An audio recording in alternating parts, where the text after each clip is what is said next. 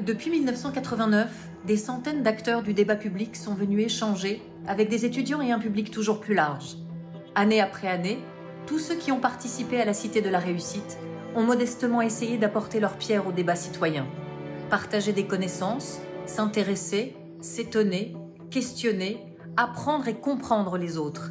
Telles sont les valeurs simples que nous avons essayé de promouvoir depuis 3 décennies. Apprivoiser le temps en le retenant pour thème, voilà qui s'est imposé à la Cité. 200 temporalités vont s'entrechoquer pour fusionner en 2 jours intenses de débats portant sur l'éternel fugueur, ponctué d'échanges avec le public.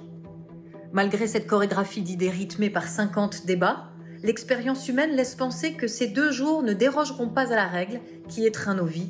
Les mots, les questions, les accords, les rebonds, les doutes, les échanges, les désaccords et les rires seront trop vite emportés.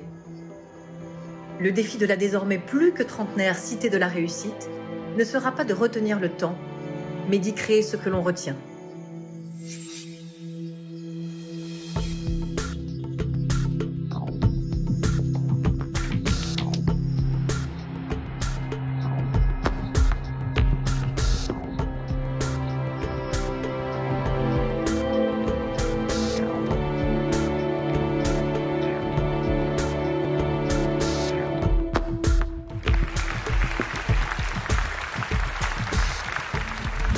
Et bâtir quelque chose ensemble. On est engagé parce que vivre, c'est choisir. Ça veut dire prendre des risques. La réussite ou le succès, c'est une succession d'échecs qu'on surmonte, qu'on contourne. Il faut apprendre à apprendre. J'ai un rêve d'élever l'humanité par la danse. Quelle est l'œuvre d'art qui a pu transformer les gens autant que, je ne sais pas quoi, les 35 heures ou la retraite?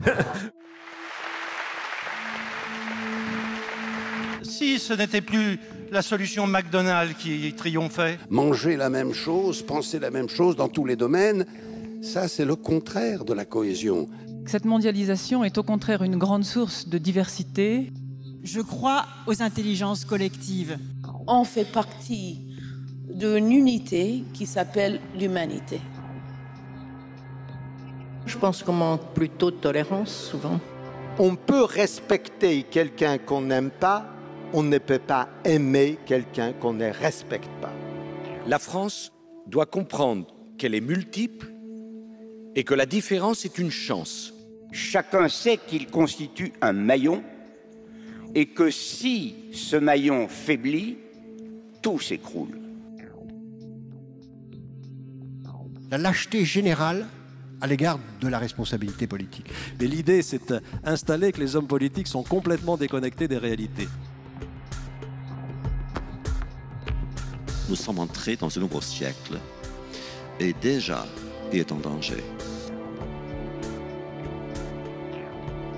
L'expérience, c'est une lanterne qu'on a dans le dos et qui éclaire le chemin parcouru. La lutte contre l'incertitude, c'est ça notre destin. L'avenir va être absolument passionnant.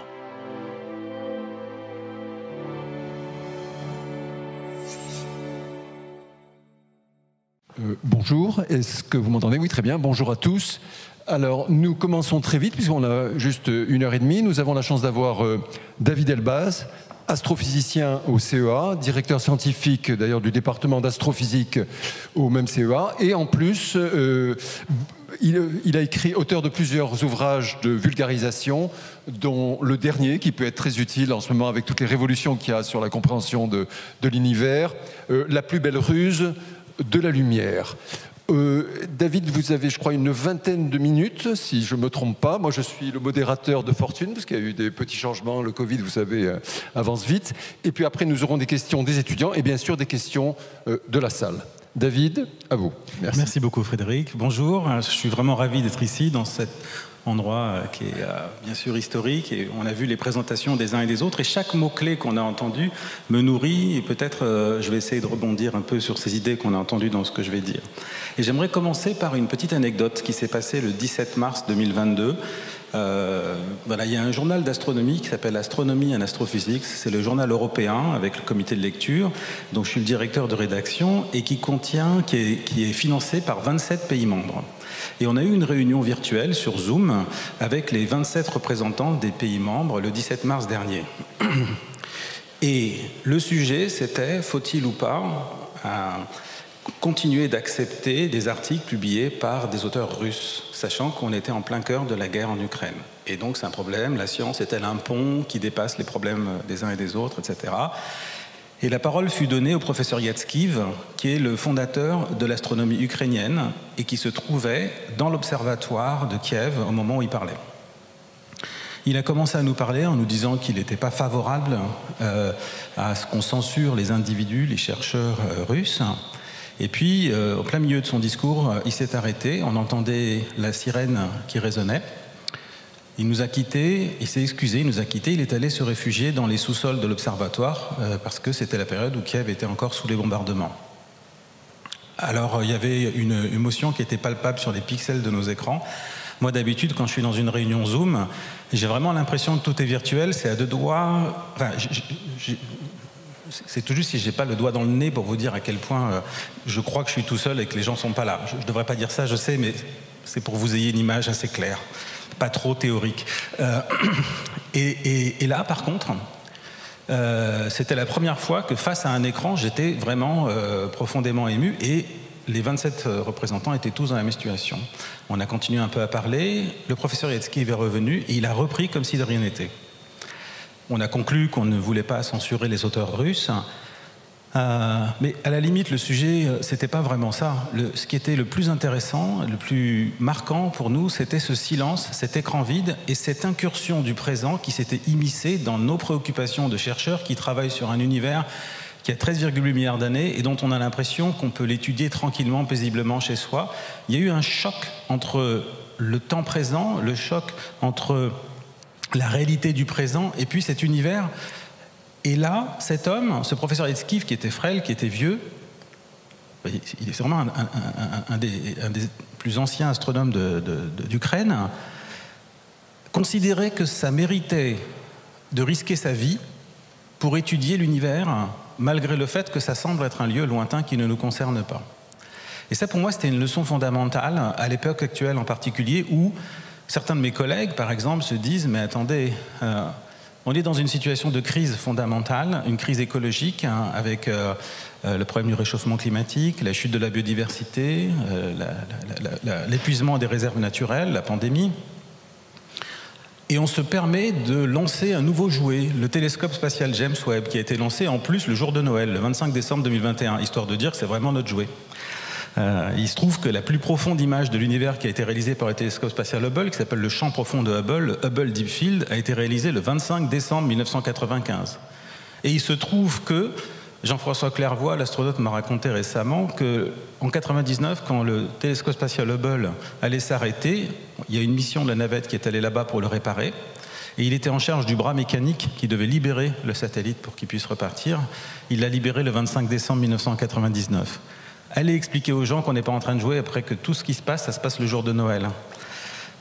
Néanmoins, le professeur Yatskiv, pour ce qu'on fait avec nos jouets, était prêt à risquer sa vie. Alors, est-ce que l'univers a quelque chose à nous apprendre sur des problèmes qui sont sur des échelles de temps courtes, des problèmes de crise qui nous concernent maintenant? Est-ce qu'il faut abandonner toute réflexion fondamentale sur ces questions-là? Et si vous me permettez, je voudrais vous donner une autre anecdote qui m'a marqué. Vous allez vous dire, dites donc, ils ne réfléchissent pas beaucoup, ils passent leur vie à s'amuser. Mais j'étais dans le désert de l'Atacama, qui est le lieu où il y a les plus puissants télescopes du monde. Et avec Sylvie Bloom et Carmen Castillo, on avait le projet de réaliser un documentaire qui soit à la rencontre entre le regard traditionnel des Indiens et le regard de la science sur l'univers.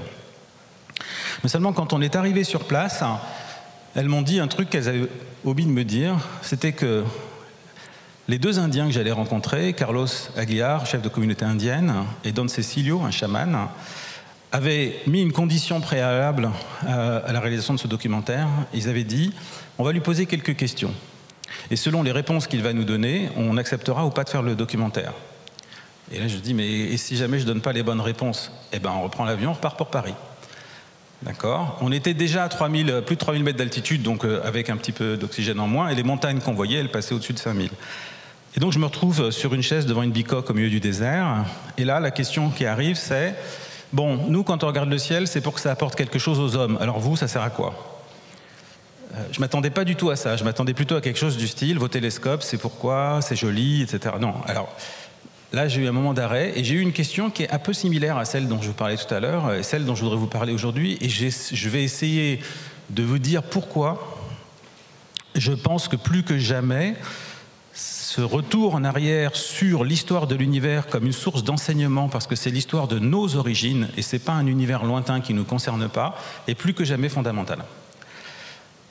J'ai regardé les Indiens et je leur ai répondu avec mon espagnol rudimentaire, qui leur montrait déjà que, bon, je ne les prenais pas de haut. Et effectivement, si je vous parlais en espagnol, vous comprendrez bien que je ne parle pas de haut. Et je leur ai dit, voilà, de la même manière que mon œil droit et mon œil gauche voient chacun le monde en 2 dimensions, votre regard et notre regard sont 2 regards complètement différents. Mais si on accepte les 2 regards ensemble, séparés, chacun avec sa propre perspective, alors émerge une 3e dimension, une forme de profondeur dans le monde. Et c'est ça qu'on ne peut pas voir avec l'un ou l'autre des 2 yeux. C'est ça qui m'intéresse dans la rencontre. Ils ont souri, on a pu faire le film. Et là, j'oserais dire que le choc qu'on est en train de vivre aujourd'hui, c'est une opportunité. Le choc entre le temps de l'individu et le temps de l'univers, évidemment, c'est une crise. Mais c'est aussi l'occasion de voir avec une nouvelle profondeur quelque chose qu'on ne voyait pas avant. On est en train de voir émerger des dimensions dans la relation à l'autre, dans la prise de responsabilité de jeunes générations et dans des enjeux majeurs qui nous concernent qu'on ne voyait pas avant. Et on aurait presque envie de dire, et là je pousse peut-être un peu le bouchon loin, que c'est pas trop tôt et que peut-être que c'était pas une si mauvaise chose, même si je suis d'accord qu'on n'a pas envie de souhaiter que tous les problèmes qui sont liés aux crises planétaires se produisent. Alors pourquoi c'est intéressant d'étudier l'univers ? Ça peut paraître être un lieu lointain, des mondes lointains qui peuvent attendre. D'ailleurs, il y a un collègue qui a écrit dans Nature Astronomy, le journal Nature qui est quand même assez réputé, un plaidoyer pour une comptabilité de la pollution en carbone, en équivalent CO2, de la construction d'observatoires. Et dans une interview qu'il a donnée à Numérama, il a dit le JWST, le télescope spatial James Webb, se jouer pour les astronomes, en fait, c'est un amusement qu'on aurait pu éviter de faire. Et il faut arrêter de construire tous les nouveaux télescopes parce que ça participe à la pollution planétaire. Et là, parmi notre communauté, même des gens qui sont très en avance pour réfléchir sur comment faire un bilan carbone, diminuer notre contribution à la pollution de la planète, en prenant moins l'avion, en ayant des visioconférences, etc., ont été choqués. Tout d'un coup, on disait, il faut tout arrêter. Sauf que quand on travaille dans le domaine de l'astrophysique, on sait que si vous arrêtez pendant quelques années, vous perdez l'expertise et vous ne serez plus jamais capable de faire un James Webb ou faire autre chose. Les gens qui ont l'expertise vont disparaître. Et en plus, la contribution est relativement négligeable à la pollution. Mais ce que disait cette personne, c'est que oui, mais si tout le monde faisait pareil, enfin si tout le monde faisait son télescope, ce qui n'est quand même pas le cas, alors ça ferait une contribution trop élevée à la pollution en termes de gaz à effet de serre. Et dans son calcul, j'ai réalisé qu'il considérait effectivement que l'observation de l'univers, la compréhension de nos origines, c'était une préoccupation des seuls astronomes et que ça ne concernait pas d'autres personnes. Et c'est pour ça que je suis devant vous aujourd'hui, c'est que je me dis qu'il est fondamental de partager la connaissance et de savoir que ça n'appartient pas à des scientifiques. Alors qu'est-ce que nous dit l'étude de l'univers ? Qu'est-ce qu'on apprend en regardant l'univers ? Essentiellement, je vais vous dire 2 choses. La première, c'est qu'on voit des choses qui sont là dans cette salle et qui sont trop subtiles pour être vues sans ce microscope qu'est l'univers, qui est un laboratoire pour étudier des éléments qui sont trop subtils pour être vus. Et je vais vous donner des exemples. Et ça permet aussi de comprendre, à l'échelle de l'univers global, quelles sont les lois qui régissent les transformations dans le monde et le cours de l'histoire. Parce que l'univers est un livre d'histoire. L'abbé Georges Lemaître, l'inventeur du Big Bang, a dit « Mundus est fabula », le monde est une histoire, une fable. Il reprenait par là la phrase de Descartes. Mais il a ajouté que chaque génération s'efforce d'améliorer. Et donc toute l'idée est là. Est-ce qu'on peut améliorer cette histoire et qu'est-ce qu'elle nous apporte ? C'est un livre d'histoire, c'est pas le présent qu'on voit quand on regarde l'univers, c'est le passé. Alors, premier élément, je vous disais qu'on peut voir des choses qui sont invisibles. Alors le 18 août 1868, dans la ville de Guntur en Inde, on a découvert un atome extraterrestre. Alors comment ? C'est l'astronome Jules Janssen qui est allé là-bas parce qu'on pouvait voir une éclipse du Soleil. Et ça permettait de voir la chromosphère du Soleil, c'est-à-dire son enveloppe, de ne pas être ébloui par la lumière du Soleil. Et en réalisant un spectre de cette lumière, il a pu voir la présence, la signature des atomes qui sont dans le Soleil. Il a reconnu les atomes qu'on connaît, le fer, etc. Et puis il a vu la signature d'un atome qui n'existe pas sur Terre. Et donc c'était la première fois qu'on avait une sorte de preuve que le monde d'en haut n'est pas comme le monde d'en bas. Alors que depuis que Galilée, en 1609, a posé une lunette sur la Lune, on savait que le monde d'en haut était comme ici, c'est-à-dire que la Lune était imparfaite, il n'y avait pas de monde parfait au-dessus.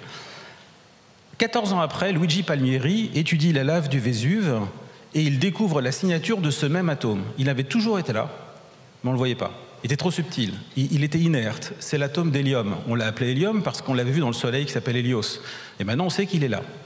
Vous avez tous entendu parler aussi de la matière noire, dont on a découvert l'existence, même si on n'en est pas certain, en étudiant l'univers. Et donc il existe des composantes du monde dans lequel nous vivons qu'on ne voit que grâce à l'univers parce qu'il déploie la réalité dans des dimensions qu'on ne peut pas voir avec nos capacités d'aujourd'hui, dans l'espace et dans le temps. Et dans le temps, ça c'est fondamental. Aujourd'hui, là maintenant, le cours de l'histoire est en train de se dérouler. Qu'est-ce qui fait que le temps s'écoule ? La physique achoppe quand elle essaye de comprendre le temps. Le thème de ces 2 jours, c'est prendre son temps. Mais qu'est-ce que c'est que le temps ? Comment peut-on prendre son temps qui n'arrête pas de s'écouler à un rythme qu'on ne peut pas contrôler ? Qu'est-ce qui fait que hier, aujourd'hui et demain sont différents et qu'il y a une irréversibilité du temps ?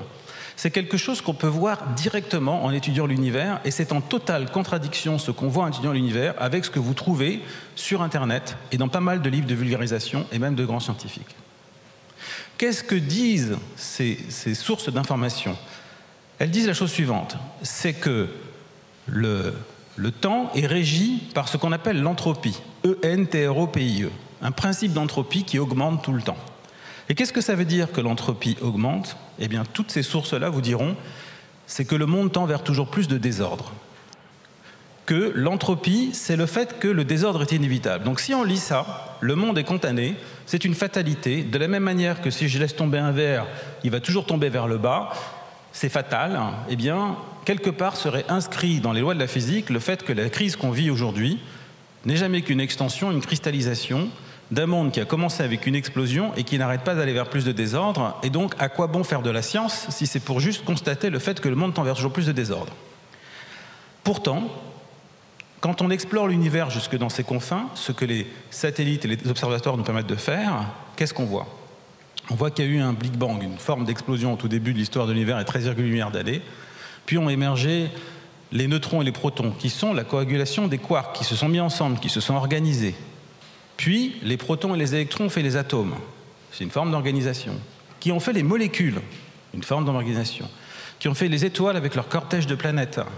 Qui ont fait la vie, qui ont fait des nébuleuses, qui ont fait des galaxies.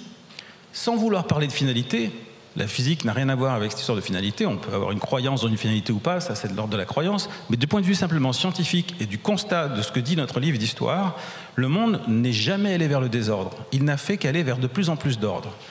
Comment réconcilier cette vision d'un monde qui va à la catastrophe et qu'on peut à peine ralentir avec l'histoire de l'univers tel qu'on l'observe réellement ? Tout simplement en s'apercevant que cette idée que le monde tend vers plus de désordre est une grossière erreur qui vient du choix d'un mot. Et parfois les mots sont fondamentaux. Le mot désordre est totalement inapproprié depuis qu'Einstein en 1905, dans le 3e article de la série Cathartrique qu'il a publié en 1905, a démontré quelque chose de fondamental. Pour vous illustrer ça, je vais juste prendre à nouveau ce verre. Je vais le lâcher, il va casser. Non, je ne vais pas le faire. Mais imaginez que je le lâche, je suis sûr que tout le monde sait qu'il va casser. Et donc on sait qu'un verre peut se casser, mais on n'a jamais vu des morceaux de verre se reconstituer spontanément pour fabriquer un verre. Donc ça, c'est la preuve, soi-disant, que le monde tend vers toujours plus de désordre, c'est-à-dire qu'il va toujours aller vers les états les plus probables.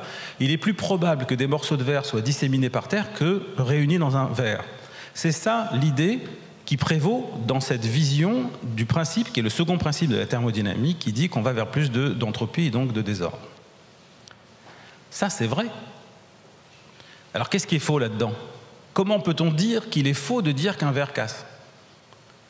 Parce qu'en réalité, toute l'histoire de l'univers, ce sont des morceaux de verre qui se mettent ensemble, qui font des atomes, des molécules, des étoiles, des systèmes planétaires et nous. Si on ne voit pas ça, on aboutit à un gros problème. Par exemple, le bouquin Dieu, la science, l'épreuve, qui va dire que du fait qu'on existe, c'est la preuve de l'existence de Dieu. J'ai aucun problème avec l'existence de Dieu, mais j'ai un problème avec cette idée-là, qui est totalement fausse, et qui vient du mauvais choix, du mot désordre. Pourquoi? Parce que ce qu'a dit Einstein, c'est que l'univers n'est pas fait que de matière, il est fait de matière et d'énergie. Or, l'énergie peut s'égrener. L'énergie peut s'égrener, elle peut se subdiviser en grains, comme un verre peut se casser. Le verre n'est pas uniquement constitué de matière, il est constitué d'énergie. L'énergie peut s'égrener, qu'est-ce que ça veut dire? Ça veut dire que vous avez une machine à égrener l'énergie qui s'appelle le soleil. Son énergie, il l'égrène de la même manière que les grains de sable qui tombent dans un sablier. Il l'égrène en particules de lumière qu'on appelle des photons. À chaque seconde, le soleil rayonne une grande quantité de morceaux d'énergie qui sont des verres qui se cassent. Le principe de croissance de l'entropie du verre qui se casse, c'est le soleil qui se casse en miettes qu'on appelle des photons et qu'on reçoit, qui plus est, qui nous permettent de vivre. Alors quand on fait la comptabilité des deux manières de produire de l'entropie, soit casser des morceaux de matière, soit casser des morceaux d'énergie, la physique montre qu'il est beaucoup plus efficace d'égrener l'énergie en photons que de disséminer la matière. Et que la meilleure façon de faire ce processus-là, c'est que la matière se structure. La preuve en est que si on choisit une personne dans cette salle, quelle qu'elle soit, si on choisit une personne dans cette salle, quelle qu'elle soit, je vous garantis que si on prenait sa masse, on ne la donnera pas au public, on la garde secrète, on connaît la masse de cette personne, et qu'on réduit la masse du Soleil à la masse de cette personne, au gramme près.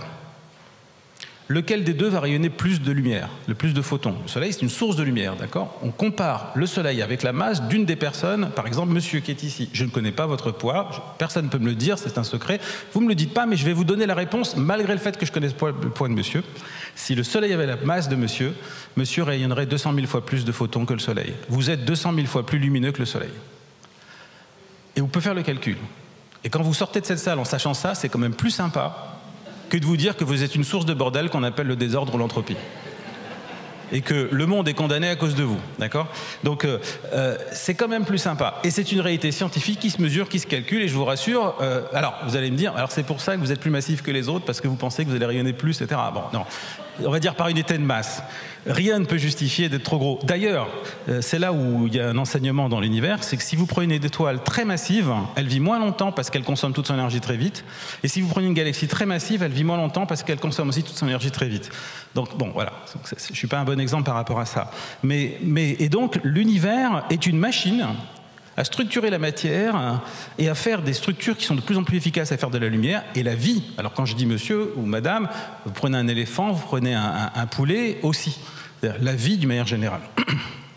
Alors il se trouve que en 1930, le biologiste Max Kleber a étudié la vitalité des individus.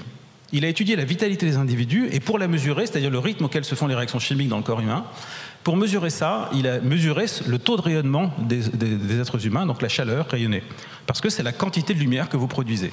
Et ce faisant, il a abouti à un résultat qui est assez troublant, c'est une corrélation très fine entre tous les animaux, quels qu'ils soient. Si vous prenez un animal qui est 10 fois plus massif qu'un autre, il rayonne 6 fois plus. Son métabolisme est 6 fois plus intense. On vient de découvrir, en étudiant les galaxies, la loi de Kleber. Si vous prenez une galaxie qui est 10 fois plus massive qu'une autre, elle rayonne 6 fois plus, avec une finesse monstrueuse. Ça a beaucoup troublé les astrophysiciens, pas parce que par rapport à l'analogie avec Max Kleber, parce que d'ailleurs on n'a pas vu ça comme une analogie, mais parce que les galaxies ont des vies dans l'univers très très différentes. Elles sont soumises à un stress lié à l'environnement. On parle de harcèlement galactique, on parle de dénudage, on parle d'étranglement. Alors le harcèlement, c'est quand une galaxie passe, elle se fait complètement déchiqueter par les autres. La première fois que j'ai vu ça, c'était à la fin des années 90. On est dans une conférence comme ici, l'astronome arrive et il dit éteignez les lumières, je vais vous montrer un film. Alors nous, à l'époque, on avait des présentations avec des diapositives en plastique, des transparents sur lesquels on écrivait. Le type arrive, il montre un film, donc tout le monde était content. C'était beaucoup moins joli que ce qu'on voit aujourd'hui, mais il y a une galaxie qui arrive et qui rencontre une horde d'autres galaxies. Et elle se fait déchiqueter à un point qu'à la fin, il n'y a plus de galaxies. On rallume la lumière, il y a un grand silence dans la salle qui est un mélange du fait qu'on est admiratif, du fait qu'il y a un film, qu'on a vu un film avec un début, une fin et tout. mais qu'il n'y avait plus la galaxie, quoi. Alors, il y a quelqu'un qui a levé la main et qui a dit mais elle est où, la galaxie? C'est pour vous dire un peu le niveau des débats, quand même. C'est des gens qui ont étudié, hein. Attention, hein. Vous n'arrivez pas comme ça. Et donc, le type, il dit, il n'y a plus. C'est un grand théoricien, hein. Il a travaillé avec les meilleurs, hein. Avec des supercalculateurs et tout ça. Et sa réponse était du niveau, il n'y a plus. Et donc, là, la personne qui avait pris la parole relève la main et dit, mais il y a des galaxies dans l'univers. Bon, il y avait un problème, quand même. Il était en train de dire que les galaxies ne devraient pas exister. Donc, alors ça, c'est le problème des théoriciens, sans vouloir... c'est qu'ils sont tellement fascinés par ce qu'ils produisent que même si ça détruit l'univers, ils sont capables de vous dire que c'est comme ça. Alors que nous, qui sommes des observateurs, à un moment donné, on dit ouais, mais il y a quand même un principe de réalité qui fait que si l'univers existe, on ne peut pas faire un monde qui n'existe pas. Donc, à un moment donné... Et donc, après, il s'est rétracté et tout ça. Et qu'est-ce que ça veut dire? Ça veut dire qu'en fait, les galaxies vivent en société un harcèlement permanent des autres. Et malgré tout, elles suivent la loi de Kléber. Ça veut dire quoi? Ça veut dire qu'elles ont une forme de résilience, qui est une forme d'enseignement, et je vais conclure là-dessus, de ma présentation, puis après on va discuter, mais c'est cette forme de résilience, j'ai trouvé ça extrêmement intéressant d'essayer de voir d'où venait la résilience des galaxies. Alors je sais qu'on peut m'accuser d'utiliser un terme qu'on emploie pour les êtres humains, mais elles sont soumises à du harcèlement. On utilise, vous regardez le papier Nature 1996, Ben Moore, M-O-O-R-E et al. Cherchez sur Internet, vous allez voir harcèlement en anglais, Galaxy Harassment. Et quand je vous dis ça, c'est que c'est vraiment le terme scientifique, technique utilisé. Elles sont harcelées. Et donc, malgré ça, elles forment leurs étoiles à un rythme universel qui est lié à leur masse et qui vient de quoi? Et c'est ça ce qu'on a découvert au cours des dernières années qui est fantastique, c'est qu'il existerait des filaments invisibles qui semblent comme des fleuves cosmiques qui nourrissent les galaxies, qui participent à la dynamique du mouvement des galaxies qui les fait tourner. Chaque étoile est libre de son mouvement, de même que chaque individu est libre de vivre sa vie, mais de par la cohérence de leur mouvement, elles engendrent des ondes qui sont les vagues, les ondes spirales que vous voyez sur une galaxie, qui sont des vagues. Et lorsque ces vagues passent dans l'océan qu'est la galaxie, elles créent de l'écume. Et à l'intérieur de l'écume naissent de nouvelles étoiles. La fécondité d'une galaxie vient de l'écume qui est engendrée par la danse des galaxies, par ces bras en spirale qui tournent dedans, et qui vient du mouvement cohérent de chaque individu. Et ça crée une résistance aux effets d'environnement en distribuant les chocs des grandes aux petites énergies, ce qu'on appelle la cascade turbulente. Pourquoi je dis ça? Parce que ça veut dire que, l'univers n'est pas un monde lointain, c'est le monde d'ici qu'on connaît, mais qui est... et qui nous permet de voir les choses qu'on ne voit pas et qui nous permet en particulier de voir qu'est-ce qui régit le cours du temps. Et deux, c'est une source d'enseignement, les différents points que j'ai dit, et en particulier sur le fait que peut-être l'enjeu qu'il y a pour demain, pour notre société, c'est d'arriver à trouver une forme de résilience à une échelle plus globale qui arrive à allier toutes ces différentes échelles. Alors, c'est vrai que c'est pas évident de transcrire la cascade turbulente dans une société humaine, mais pourquoi pas, il y a une distribution fractale de l'énergie. Et le dernier élément que je voudrais vous dire, c'est, avant qu'on prenne la discussion, c'est que pour la première fois, pourquoi je parle d'opportunité et que la vision à plus grande échelle nous enseigne ça, parce que je pense que c'est fondamental d'essayer de sortir un peu d'une forme d'anxiété qui règne aujourd'hui pour essayer de voir un monde qu'on va construire qui sera peut-être un changement de civilisation qui est nécessaire, mais qui pourrait être meilleur en s'inspirant un peu de ce qu'on voit à grande échelle. Pour la première fois dans l'histoire de l'humanité, les Nations Unies ont prévu une stabilisation de la population mondiale dans quelques décennies. Il y a même des articles qui prévoient même une baisse de la population mondiale. Donc, quand vous avez un être vivant qui atteint une taille stable et adulte, on considère qu'effectivement c'est un adulte qui est responsable. L'humanité arrive à ce stade-là, au moment où elle a des problèmes qui sont à l'échelle de l'humanité, pandémie, réchauffement climatique, etc. Et au moment où, pour la première fois, on dispose d'un moyen de communication instantané à l'échelle planétaire qui s'appelle Internet. La convergence de ces trois éléments me donne à penser qu'on est face à une opportunité de créer ensemble un biosystème qui soit capable d'agir à échelle planétaire et où on soit capable de respecter toutes ces échelles pour trouver une forme de résilience planétaire. On n'est pas obligé de le faire, il n'y a pas de finalité. On n'est pas obligé de continuer non plus à exister. Il y a certainement de la vie ailleurs dans l'univers. Mais c'est une perspective qui me paraît réjouissante et une forme de réconciliation possible avec la physique qui n'est pas la loi du désordre. Voilà, merci.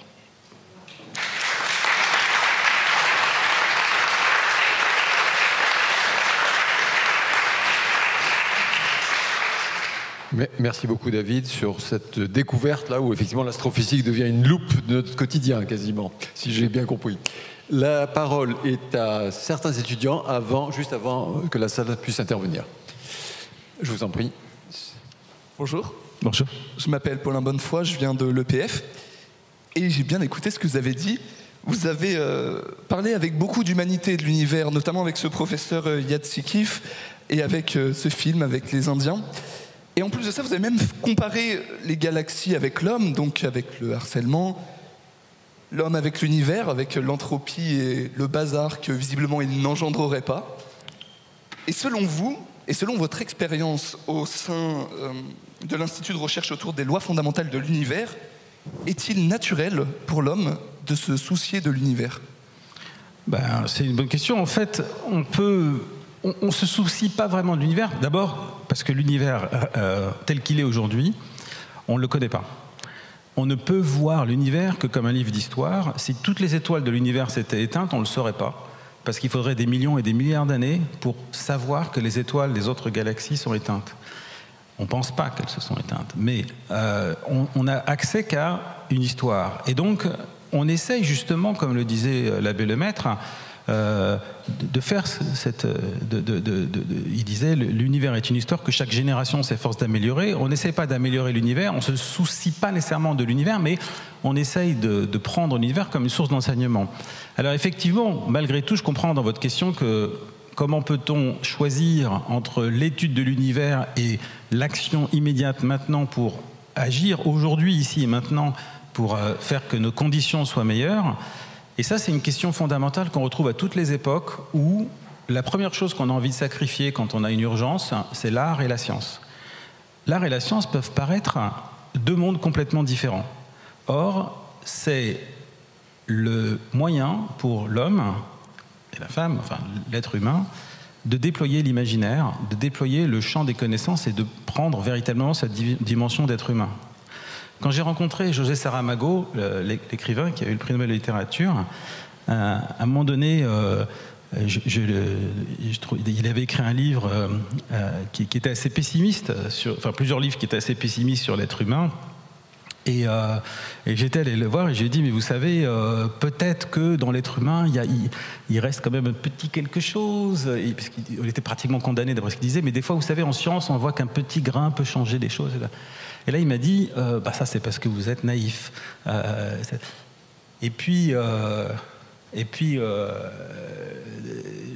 fait, ce que je lui avais dit, c'était que parfois, il se passe... Alors bon, je ne vais pas rentrer trop dans le détail, mais disons qu'en fait, il m'avait dit ça, et puis il avait ajouté, vous savez, on a découvert récemment les chaînons manquants entre l'animal et l'être humain. Je dis, bon non, c'est quoi? Il m'a dit, c'est nous. Et donc voilà, donc on est des êtres humains en devenir, on ne peut pas prendre pour acquis qu'on est des êtres humains. Et donc la question, c'est de savoir, est-ce qu'on veut sauver la planète ou est-ce que cet enjeu-là est un enjeu qui participe à cette transition entre l'animal et l'être humain, et quels sont les outils pour faire de nous des humains qui vont se préoccuper à une échelle plus globale, par exemple, des autres, etc. Et je pense que l'art et la science, là, vont jouer un rôle fondamental, et que si on ne déploie pas notre imaginaire comme on le fait avec la science, par exemple, et qu'on ne le confronte pas à la réalité, on perd cette dimension humaine. Et donc, si c'est pour sauver un monde animal, je trouve que c'est moins enthousiasmant. Merci. Vous avez bien défini l'entropie tout à l'heure, notamment en parlant de la vie. Est-ce que pour vous, on ne pourrait pas définir la vie comme la réorganisation du désordre, c'est-à-dire un peu l'inverse de l'entropie? Parce qu'on mange un peu du désordre et finalement on devient l'inverse du désordre. Oui, vous avez raison. Bon, pour illustrer ça, je vais faire une expérience fondamentale de physique. Voici des spaghettis.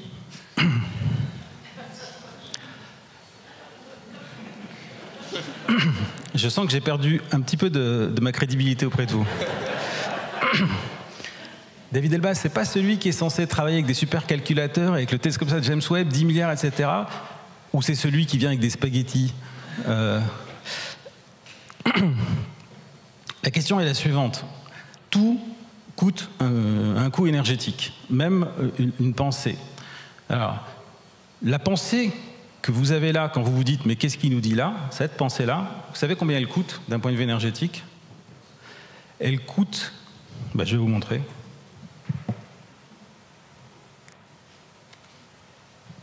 Elle coûte ça. Elle coûte 1/4 de centimètre de spaghetti. Et toute l'énergie qu'il vous faut pour écouter toute cette intervention,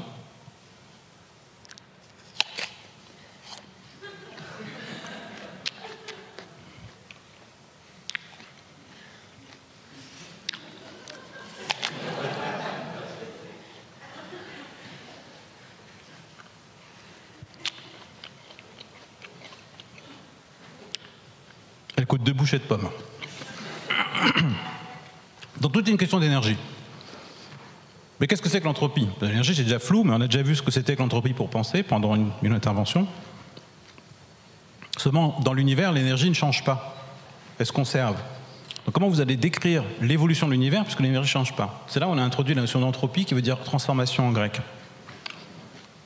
Et c'est là où on se rend compte que ce qui fait que les choses changent, c'est la clé pour comprendre toutes les transformations. Aujourd'hui, la Terre reçoit du Soleil des particules de lumière qui sont dans le domaine du visible.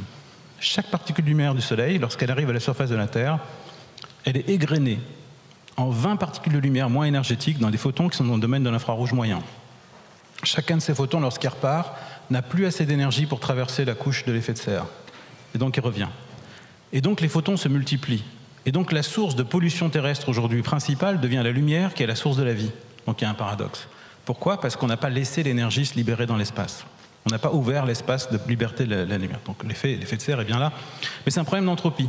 Et l'entropie, effectivement, si vous ne laissez pas partir la lumière, alors là, il va y avoir un désordre climatique, un dérèglement climatique. Donc c'est ça qu'on est en train de vivre aujourd'hui. Et voilà, donc tout est une problématique d'énergie et d'entropie. Et l'étude qu'on fait d'un point de vue scientifique, et là, si vous lisez par exemple le dernier rapport du GIEC, et même le communiqué de presse qui était associé, vous voyez que il y a quand même des notes positives. Ils disent, avec les mouvements qui sont en train d'avoir lieu aujourd'hui, qui sont quand même des mouvements majeurs, on peut prévoir qu'on peut agir. C'est pas comme si c'était perdu, en prenant en compte ces bilans énergétiques et en faisant plus que de manger 2 bouchées de pommes.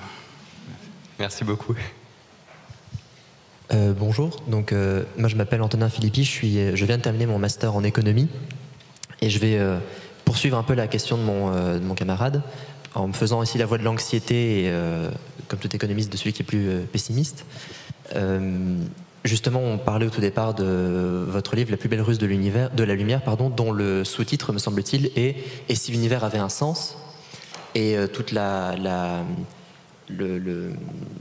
déroulement que vous avez eu au départ semble donner également une forme de sens à l'univers, avec un univers qui va plus en plus de structures organisées. Et tout comme on demandait ici si la vie était l'inverse de l'entropie, c'est plutôt, moi je m'intéresse aux révoltes et aux révoltes fiscales, c'est justement de se demander si c'est pas plutôt la vie qui serait l'inverse de l'entropie, mais l'homme directement, puisque son développement mène, on vient d'en parler, au réchauffement climatique, donc à finalement le produit même de l'homme, même à la destruction des structures qui sont censées aller dans ce sens de l'univers. Et donc, est-ce que cette réconciliation, c'est d'abord de se demander s'il ne faut pas que l'homme soit moins révolté face à l'univers dans lequel il évolue? Vous avez raison, la responsabilité, même si chaque animal répond le mieux aujourd'hui à cette propension de l'univers à créer de l'entropie par la lumière, parce qu'on est les machines, les êtres vivants les plus efficaces, l'être humain aujourd'hui, parce qu'il fait avec le réchauffement climatique, mais pas uniquement, l'épuisement des réserves naturelles, enfin, globalement, nos actions nous placent face au mur. Et donc ça, c'est implacable comme constat. La question, c'est est-ce que ce mur, c'est un mur sur lequel on a l'intention de foncer droit devant et se cogner la tête dedans, ou est-ce que c'est une marche pour s'élever? Lorsque Emmanuel Kant parlait des montagnes, des paysages de montagne, il disait on ressent quelque chose de particulier quand on voit une montagne, et il appelait ça la notion du sublime. Il disait le sublime, c'est quoi? C'est que vous avez un paysage qui va conduire votre âme ou votre raison à s'élever. Est-ce que être confronté à un défi, c'est l'occasion de se dire on est foutu, ou est-ce que c'est l'occasion de s'élever? Je pense que quand on regarde mécaniquement l'histoire de la croissance des structures dans l'univers, on peut se dire que si on veut suivre cette logique-là, dans laquelle la vie n'aurait pu ne pas émerger sur Terre, elle est arrivée par des tas d'aléas, mais elle n'est pas arrivée en violant les lois de la physique, elle est arrivée en respectant cette propension vers l'entropie. Mais ça ne veut pas dire pour autant qu'elle était prévue. Elle est une manière, la matière de... Quelle est l'étape suivante? Finalement, si on veut aller... Quelle est l'étape suivante? L'étape suivante, c'est d'avoir une structuration, une organisation à un niveau au-dessus. Et on se rend bien compte que ce n'est pas l'individu qui peut répondre à ces questions, on voit bien que ce n'est pas la région, ce n'est pas le pays. Donc soit on est capable d'avoir une action à l'échelle globale, planétaire de l'humanité. Je sais que c'est ultra naïf ce que je dis là, parce que ça rencontre plein de problématiques. Ça me rappelle mes cours d'histoire quand j'étais au lycée, où je disais aux profs d'histoire, mais il faut faire l'Europe. Et il me disait, vous êtes tellement naïf, on me le dit souvent, l'Europe ne se fera jamais. Alors, il m'expliquait pourquoi, il avait toutes les raisons, et il me l'expliquait, il me le démontrait. Et moi qui étais un naïf étudiant, je disais, oui, mais je vois pas pourquoi, malgré tout, je sais que ça se fera. Et donc, de la même manière, aujourd'hui, même si vous allez me dire, vous êtes sûr que ça s'est fait, l'Europe? Bon. Il avait raison, le type. Bon, d'accord. Mais sur le principe, disons. Et donc, maintenant, effectivement, on a un défi qui va là. Alors, vous allez me dire, mais attendez, alors c'est pour ça qu'on fait la guerre en Ukraine, c'est pour ça que la Chine va envahir Taïwan, c'est pour ça que les grandes entreprises sont telles que les salaires des plus gros employés, les patrons sont multipliés par temps, etc. J'ai envie de dire que c'est des épiphénomènes, de la même manière que si vous rentrez dans la vague turbulente d'une galaxie qui donne naissance à des étoiles, qui est liée à un mouvement cohérent de l'ensemble des étoiles, c'est le chaos. C'est le chaos total. Et pourtant, c'est le lieu de fécondité de l'univers. Donc, méfiez-vous des apparences. S'il y a un mouvement global qui est là, en train de se faire, il ne sera pas visible comme ça. Mais je pense qu'on est face à une vague. Et voilà, moi, c'est ma vision optimiste. Merci beaucoup.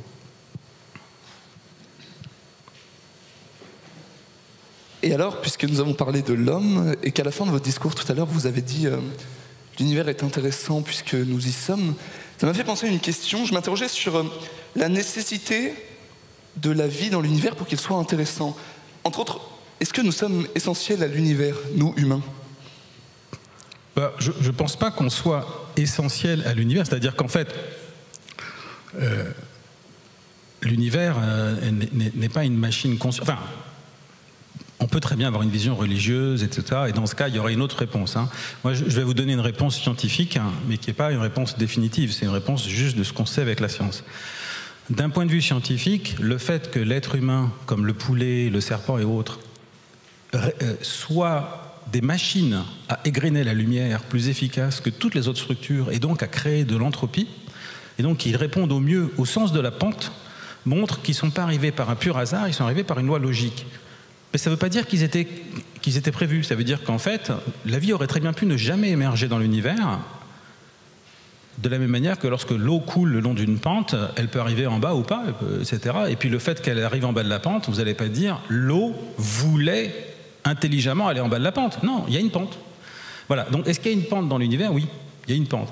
Et quand on regarde l'être vivant, il répond à ça. Est-ce que l'univers a voulu est-ce que cette vie répond à une sorte de volonté de l'univers? D'un point de vue scientifique, cette question-là est inabordable. Elle est tout simplement inabordable. La science, malgré toutes les avancées prodigieuses qui ont eu lieu, en particulier dans le cours de ce siècle, totalement incapable d'aborder même cette question d'une forme d'intentionnalité ou autre. On est juste là en train de décrire des processus physiques qui s'écrivent mathématiquement. Quand je vous dis qu'il y a une tendance à aller vers plus de lumière, ça se calcule. Le calcul est le suivant. Si un être vivant produit, on va dire, 1000 fois plus de grains de lumière par seconde qu'un être inerte, par exemple, la probabilité que la matière aille vers lui, cette organisation-là, c'est exponentielle 1000. Parce qu'il y a plus de probabilité d'égrener. Ça se calcule mathématiquement, c'est ce qu'on appelle la vision probabiliste statistique de l'entropie.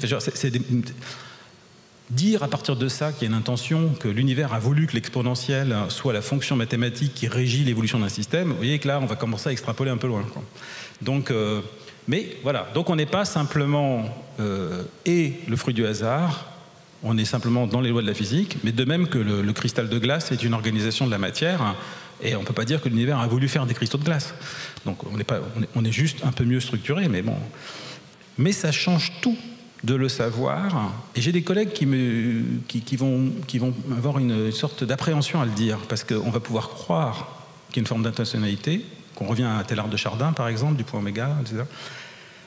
Et puis, on pourrait aussi dire que si on a une vision optimiste, on va nier la crise, et qu'il faut plutôt insister sur le fait que tout est condamné pour pousser les gens à l'action. Oui. Voilà, donc, dans la philosophie chinoise, ils disent, je ne saurais pas vous le dire en chinois, ma femme vous le dira en chinois, que si vous voulez qu'une plante pousse, il ne faut pas prendre le haut de la plante et tirer vers le haut. Ça ne marche pas. Enfin, j'ai essayé, ça ne marche pas. Donc qu'est-ce qu'on fait? On met de l'eau et on nourrit la terre pour que la plante pousse. Pour moi, la science, c'est une façon de nourrir la terre. Ce que je vous raconte là, ces histoires que je vous raconte là, c'est pour nourrir la terre, pour que la plante pousse. Mais personne ne va expliquer à la plante comment pousser et va la tirer. C'est tout ce qu'on peut faire. Et la connaissance, c'est de la nourriture vitale qui fait pousser les plantes. J'aimerais juste rebondir un petit peu, puisque l'univers n'a pas décidé de nous créer et que tout est question de probabilité. Est-ce que notre destin est inéluctable ? Non, je ne pense pas que le destin soit inéluctable. D'ailleurs, on est très mal en point quand il s'agit de définir quel va être le destin. Par exemple, ne serait-ce que, on parle du réchauffement climatique, le rapport du GIEC révise régulièrement le rapport. Pour ce qui est du destin de la Terre et du Soleil, il y a des choses qui sont inéluctables. De la même manière que si je lâche le verre, il tombera par terre, c'est fatal. De la même manière, dans 5 milliards d'années, vous repassez par là, il n'y aura plus de Soleil. Ça, c'est fatal. Ça sera inéluctable et du coup, la Terre sera un petit peu mal barrée. Donc vous avez intérêt, d'ici 5 milliards d'années, de trouver un moyen de transport pour aller voyager ailleurs, etc. Bon, on a le temps, hein, je veux dire, là on est quel jour? Dimanche, voilà, c'est bon. Mais effectivement, il y a de l'inéluctable, et c'est ça qui rend le monde un peu inquiétant pour beaucoup, c'est qu'il y a une sorte de fatalité de la science qui dicte des choses qui vont être imparables. Donc c'est pour ça que l'histoire de l'entropie, c'est plutôt une propension, c'est-à-dire c'est une tendance d'aller vers... comme François Julien utilise le terme de propension, il le décrit bien dans ses livres, et c'est ça que je trouve qui décrit le mieux cette idée-là du temps qui coule le long d'une propension, c'est-à-dire d'une tension, d'une tendance à aller vers, mais pas d'une fatalité vers tel point A. Et c'est pas comme la loi de la gravité qui va être, paf, imparable. Et donc on n'est pas condamné de la même manière qu'on n'est pas capable de prévoir le futur tant qu'on n'est pas des voyants. Merci beaucoup. Donc j'ai oublié de me présenter tout à l'heure, je m'appelle Clément Thibault et j'étudie pour être ingénieur en aéronautique ou aérospatiale. Vous parliez de déterminisme à l'instant, c'est-à-dire de prédire avec la science. Est-ce que vous pensez que le déterminisme de manière théorique existe, c'est-à-dire on pourrait tout prédire ou est-ce que par exemple le principe d'incertitude d'Heisenberg dans la physique quantique pourrait contrer cela? Et en même temps, peut-être parler de religion. Alors, donc ça, c'est un vieux débat. Hein. Lorsque Newton a identifié pour la première fois l'existence d'une loi universelle qui s'applique partout, qui est la loi de la gravité, et qui a de manière subtile inscrite dans la nature la constante de gravité, qui fait que partout elle s'applique, ça c'est quelque chose de quasi magique. Et grâce à la loi de la gravité, on peut prédire le futur. C'est quelque chose que les scientifiques sont devenus ce que faisaient les astrologues avant, c'est-à-dire que si je regarde la planète Mars, aujourd'hui, je peux prédire où elle sera demain et dans un an. Donc je prédis le futur. Je ne peux pas prédire le futur de ce que dira le journal télévisé dans un an, mais je peux dire où sera Mars. Donc c'est quand même déjà l'accès au futur grâce à des lois invisibles. C'est ça qu'a permis Newton. Est-ce que pour autant on peut aboutir à une prédiction complète du futur? C'est ce qu'a dit Laplace quand il a fait son système du monde, où il a commencé à décrire le mouvement des planètes. Et c'est ce qu'on appelle depuis le démon de Laplace. Le démon de Laplace, ce serait une forme de Dieu qui aurait la connaissance de la position et des vitesses de toutes les particules élémentaires de l'univers. Et comme chacune suit des lois de la physique universelle, on pourrait prédire le trajet et la position de chacune d'entre elles, et puis on avancerait. face à ça, il y a plusieurs problèmes. Il y a, en premier lieu, je dirais, ce qu'on appelle la notion d'émergence. Si vous connaissez la position et la vitesse des protons, neutrons et électrons qu'il y a dans mon cerveau, vous ne saurez pas ce que je pense de vous. Ma pensée est un processus qui émerge, qui fait que la somme des composantes est plus que chacune des composantes. Enfin, que l'ensemble est plus que la somme des composantes. Et ce processus émergent, c'est la clé de voûte de l'histoire. Les physiciens sont aujourd'hui en train de se demander si la raison pour laquelle on n'arrive pas à unifier la mécanique quantique et la théorie de la relativité d'Einstein ne viendrait pas du fait que la gravité est une force elle-même émergente, qui émergerait dès lors qu'on a plusieurs particules. C'est-à-dire qu'on n'a jamais mesuré la gravité au-delà d'un dixième de centimètre. Parce qu'on ne peut pas la mesurer, il y a d'autres effets qui interviennent. L'émergence est peut-être un des éléments clés de la physique de demain, de la nouvelle physique, qui permettra de mieux comprendre des processus physiques complexes. Donc, l'humanité, quand je parlais de l'humanité pour agir demain, ça serait aussi un phénomène émergent. Ça serait plus que la somme des individus. Et quand je parlais de la croisée des regards de l'Indien avec l'Indien, c'était ça l'idée. C'est l'émergence d'une autre dimension. Vous avez dû voir l'image de Sagittarius A star, le trou noir qui est au centre de notre galaxie, la Voie lactée, qui fait 4 millions de masses solaires. Pour réaliser cette image, il a fallu combiner 8 regards de 8 observatoires disséminés à la surface de la planète. Et en combinant les regards, chacun avec son angle différent, on a pu voir l'impossible. On a pu voir la silhouette d'un trou noir. D'abord Messier 87 et ensuite Sagittarius A. Pourquoi on l'appelle Sagittarius A star? Je ne sais pas si vous savez, on l'appelle Sagittarius avec une étoile. Pourquoi? Parce qu'en 1982, lorsque Robert Brown a découvert qu'il y avait une source radio au centre de la Voie lactée, et qu'il a compris qu'il y aurait probablement là un trou noir, il s'est dit « Waouh, ça, ce truc, c'est génial !» Et il s'est souvenu que lorsqu'un atome recevait un excès d'énergie, par exemple par une collision ou de la lumière, il arrivait dans un état excité. L'hélium, quand il a un excès d'énergie, il est excité, on dit hélium star. Et bien lui, il était tellement excité par ce truc-là qu'il l'a appelé Sagittarius A star. La star, c'est parce qu'il dit que c'est excitant ce truc. Ça ne caractérise pas du tout l'objet. Et ça caractérise aussi le fait qu'il y a là un monde, une potentialité qui peut émerger de notre connaissance. Or, en étudiant les trous noirs, on est en train d'essayer de comprendre comment justement peuvent émerger des processus comme la gravité en unifiant la relativité et la théorie quantique avec des tas de mécanismes qui sont de la physique un peu complexe sur lesquels des gens travaillent aujourd'hui, mais qui est un lieu de potentialité, de star en quelque sorte. Et une star, c'est quelque chose qui fait la lumière, une nouvelle lumière pour demain.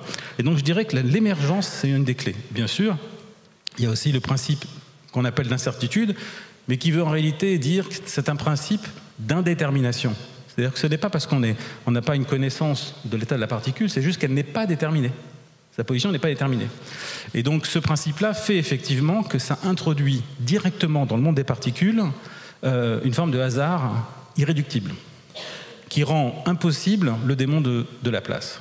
La question c'est, au moment où je vous parle là, maintenant, est-ce que je suis en partie régi par la mécanique quantique? Est-ce que ma pensée est affectée par ce qui se passe à l'échelle d'une particule élémentaire ou est-ce que c'est un effet plus global? Donc moi j'ai tendance à penser que c'est plus le processus émergent qui va jouer sur l'imprédictibilité de ce que je dis que la mécanique quantique qui va agir à d'autres échelles. Voilà. Merci beaucoup. Après on passera aussi un peu à la salle, hein, Très s'il bien. y a des questions. Je reviens plus sur l'idée de concilier des temps différents en posant la question du progrès technique. Il me semble qu'il y a un vieux rêve, alors je suis tout à fait certain de la citation, mais il me semble que c'est Hugo qui avait déjà ce rêve de considérer qu'un jour l'humanité se logera à l'enseigne des étoiles. Et c'est aujourd'hui, j'ai l'impression que quand on parle un peu des avancées techniques pour évoluer dans l'espace, on est toujours à des avancées qui sont assez dérisoires. On parle d'échelle de temps qui serait d'atteindre la vitesse, ne serait-ce qu'une fraction de la vitesse de la lumière pour aller quelque part, et a priori on est encore à des années-lumière justement de réussir cela. Et donc, est-ce que vous pensez qu'un jour on sera capable de concilier l'emploi du temps des hommes avec ce de l'univers et de ses dimensions? Je pense que si on se projetait dans le passé et qu'on demandait il y a 100 ans, est-ce que vous pensez que, même il y a quelques dizaines d'années, est-ce que vous pensez que tout individu sur Terre pourrait accéder de manière instantanée à une information d'un phénomène qui s'est passé à des dizaines de milliers de kilomètres de chez lui, ou qui pourrait... tout ce qu'on fait avec Internet, par exemple, aujourd'hui.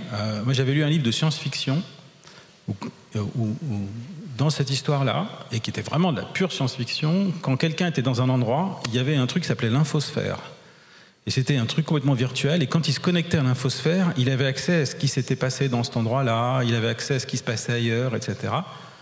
Maintenant, on a tous ça sur notre téléphone portable, ça s'appelle Internet. Mais moi, quand j'ai lu ça, c'était il n'y a pas longtemps, enfin il n'y a pas très longtemps, je me disais, bon, la science-fiction, ça va, mais là, il exagère un peu. Je me disais, le type délire. J'aime bien les trucs où j'ai un peu... Et en fait, c'était vrai. Donc, le nombre de choses qui nous paraissent complètement délirantes aujourd'hui, comme le fait, par exemple, qu'au moment où je vous parle, j'entends ce que vous pensez. Vous allez me dire, vous êtes un malade mental. Les malades mentaux font ça. Ils croient que vous êtes un malade mental. Alors là, vous ne me le dites pas, mais vous le pensez. Vous voyez ? Je sais ce que vous pensez.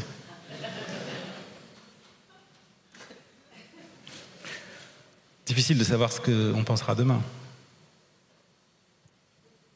Avant de revenir à un troisième cycle de questions des plus jeunes, est-ce qu'il y a des questions dans la salle? Je vais vous passer. Bonjour, merci pour votre intervention. Vous avez parlé du télescope James Webb. Il me semble que la durée de vie sera prolongée grâce aux performances assez exceptionnelles de notre lanceur européen. Quelles sont les questions en fait, supplémentaires que vous aimeriez en fait, résoudre par rapport à la mission nominale? Je pense que les problèmes sont déjà en cours de résolution. Je pense que les études sont déjà chargées. Je voulais savoir qu'est-ce que vous comptez en retirer en fait. Merci pour la question, parce que ça, c'est vraiment mon quotidien. Donc, il se trouve qu'avec mes collaborateurs américains, on a eu le premier programme observé par le James Webb la semaine dernière. Et on aura les données le 13 juillet, et il y aura les premières présentations des observations de James Webb le 12 juillet. Le James Webb va regarder l'univers dans l'invisible, et il a déjà deux grands axes. Le premier, c'est qu'après avoir exploré l'existence de planètes qui tournent autour d'autres étoiles, on en connaît 5000, et on sait qu'il y en a des milliards, on pense qu'il y a une dizaine de milliards de terres, c'est-à-dire des planètes qui sont potentiellement, qui peuvent potentiellement avoir de l'eau à une distance analogue à celle de la Terre par rapport au Soleil.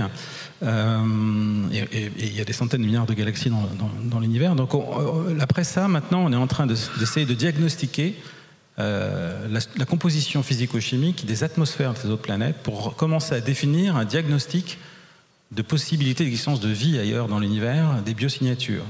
L'idée, c'est de commencer par des diagnostics sur des planètes qui ne sont pas nécessairement complètement habitables, mais sur lesquelles on peut étudier ça, en particulier le système qui s'appelle TRAPPIST, qui est le nom à la fois d'une bière et d'un télescope qui a été fait par des Belges, parce qu'on ne peut pas se refaire.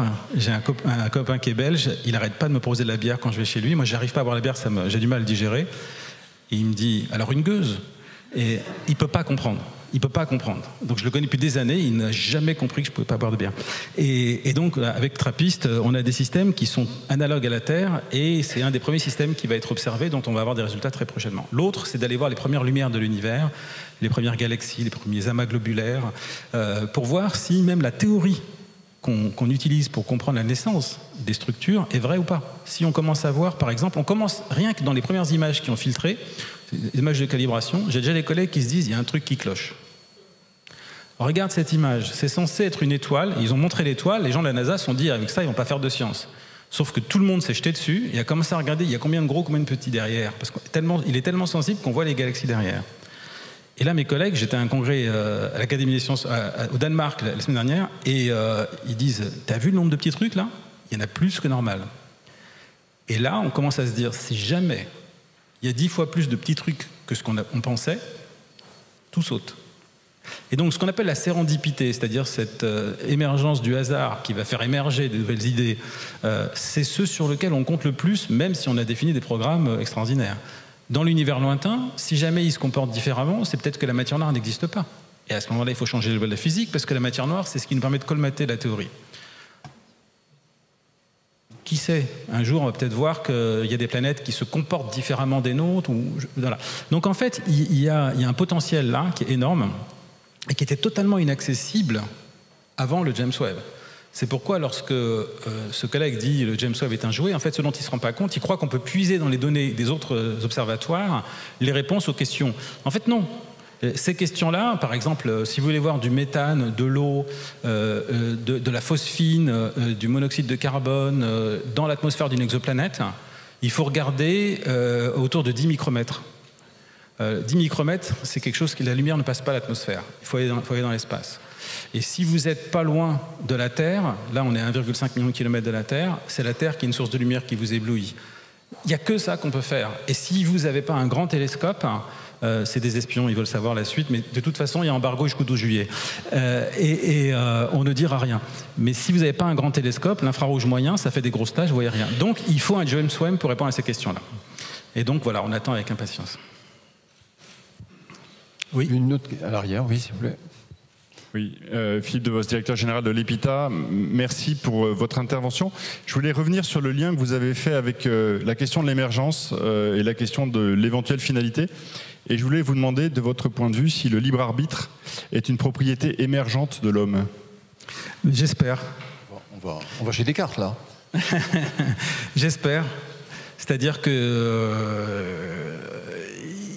c'est toujours un souci, parce qu'effectivement, on est tellement contraint que y avait un rabbin qui s'appelle Asdai Crescas qui disait je pense que nous sommes tellement contraints par la société qu'effectivement, comme Leibniz, nous ne pouvons pas éviter de faire telle ou telle chose en fonction de notre environnement. Mais à ce moment-là, pour les religieux, c'était un problème, parce que comment Dieu peut-il punir ou pas, ou trouver que l'acte de tel ou tel est bien ou pas?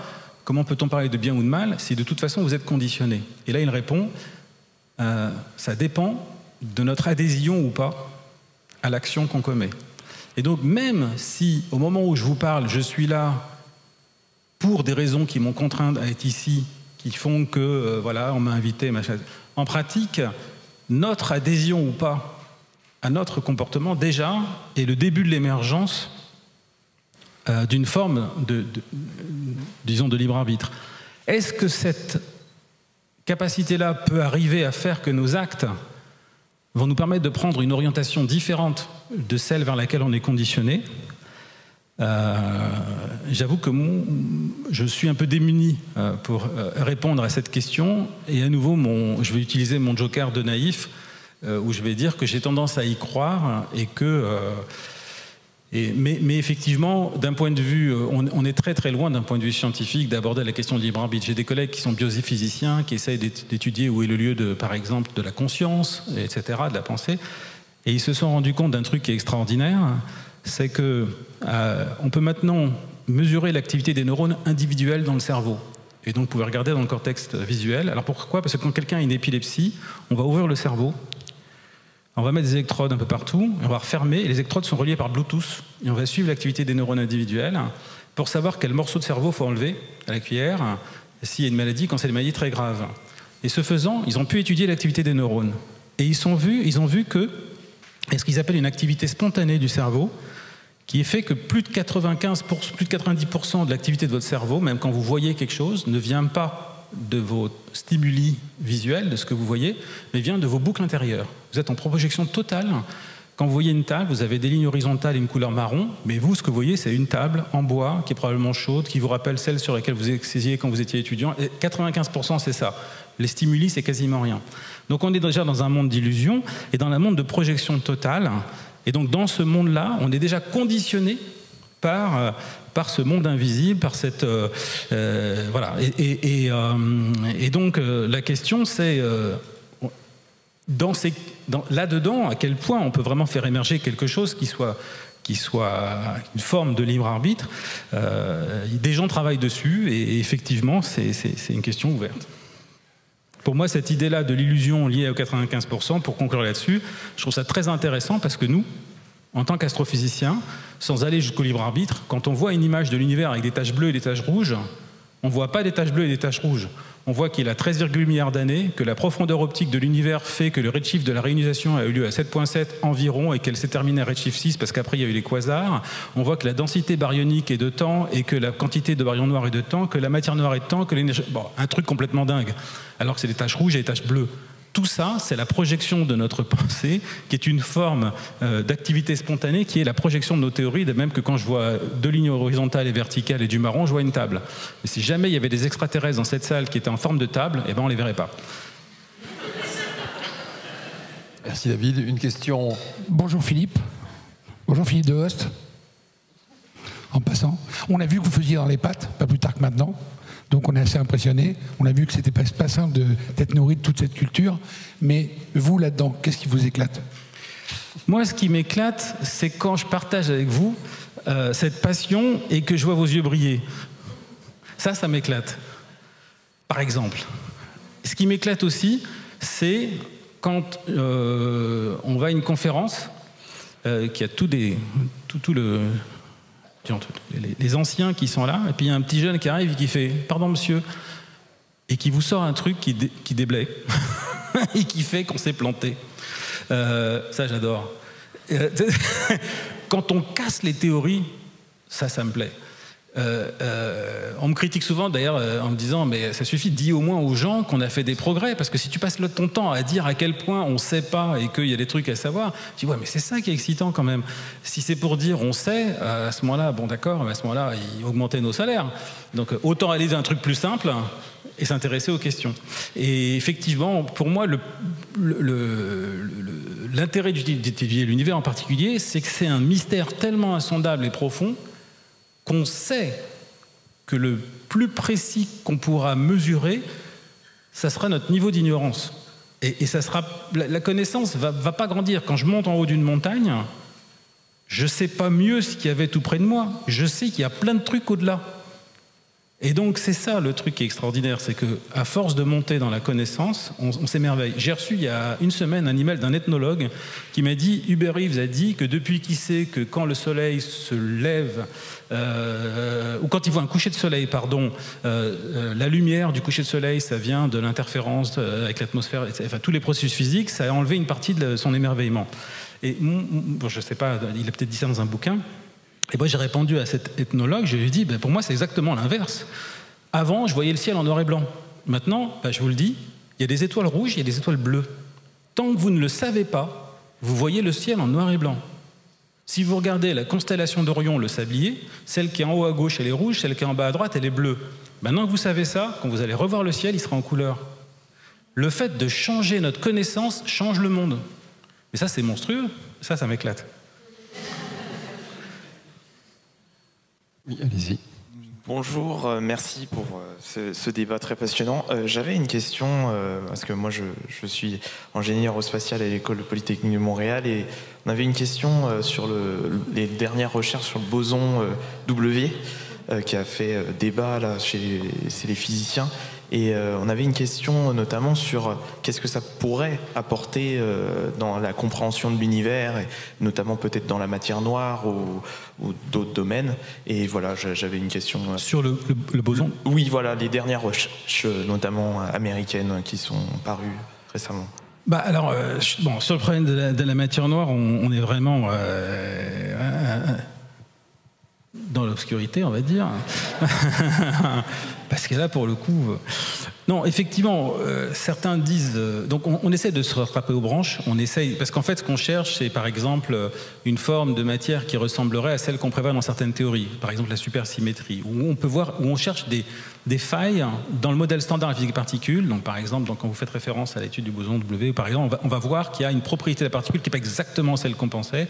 Et est-ce que ça va pas être le fil qu'on va pouvoir tirer pour rentrer dans la nouvelle physique, et qui va nous permettre ensuite d'en déduire ce que pourrait être la matière noire. Par exemple, la théorie des cordes s'appuie sur la théorie de la supersymétrie nécessairement, et qui suppose qu'il y a des super partenaires dont les principaux, le principal, aurait déjà dû être vu au LHC. Le fait qu'il n'ait pas été vu, ça a créé une crise. Alors après, il y a certains qui disent il est là mais il est au-dessus, à énergie au-dessus, et d'autres qui disent non, c'est vraiment, on arrive à la conclusion qu'on n'aime pas dire, c'est la merde. Et donc, voilà, certaines conférences se concluent comme ça. Et puis, donc en fait, moi je dirais que c'est l'inverse. C'est-à-dire que un monde sans matière noire serait moins intéressant. Parce que la matière noire, c'est l'un des noms qu'on emploie pour nommer notre ignorance et pour avancer dans la connaissance. Et quel que soit l'objectif, à partir du moment où ça vous fait avancer, vous allez au passage découvrir des tas de trucs. Donc il faut nommer cette ignorance-là. S'il n'y avait pas de matière noire et d'énergie noire, je suis prêt à parier que le financement des accélérateurs de particules s'arrêterait. Si on n'avait plus de questions fondamentales, vous parlez sur l'univers, je suis prêt à parier que le James Webb, c'est le dernier satellite. Et là, de proche en proche, c'est la fin de la physique fondamentale, et on arrive dans un monde stérile qui ne peut plus déployer son imaginaire, et c'est un problème. Donc merci, matière noire. Merci.